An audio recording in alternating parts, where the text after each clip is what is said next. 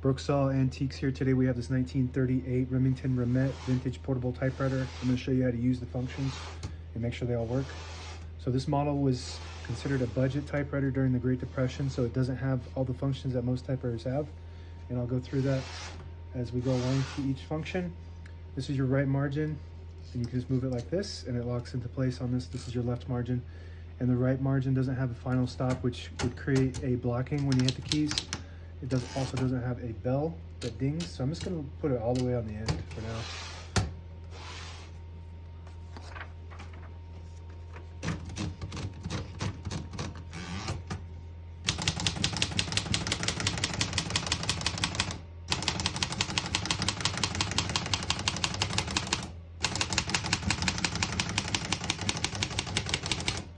So I'm just going to go to that spot and hit this line space.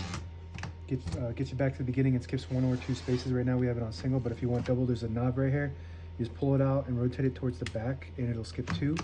Pull it out and rotate it towards the front, it just skips 1. So we're going to keep that on single for now.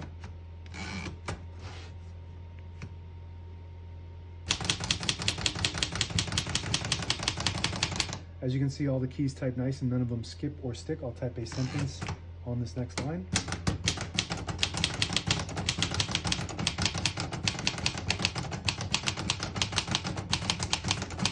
Beautiful typing machine, very popular too, very compact and small. And as I say, when I have some of these typewriters, I don't have all the functions, is that there's less things to go wrong with it.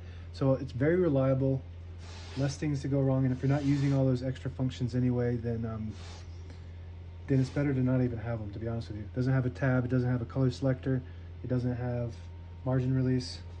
To pull the page out easy, there's a switch on the right side here. You flip it back and it unlocks the rollers, allowing you to pull the page out easier. Load thicker paper like carbon copy or cardstock. Make sure you flip that back before you load the next page or else it won't load correctly. Shift on each side and the shift lock on the left. To clear that, just hit the shift button again. Backspace on the top right, works good. To get this to fit in the case, you got to push in this knob and you pull it out. It just gives you more leverage when you're turning the knob.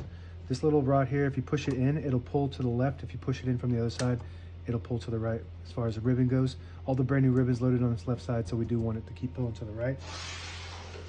And this right here is your right margin release, or your left and right margin release.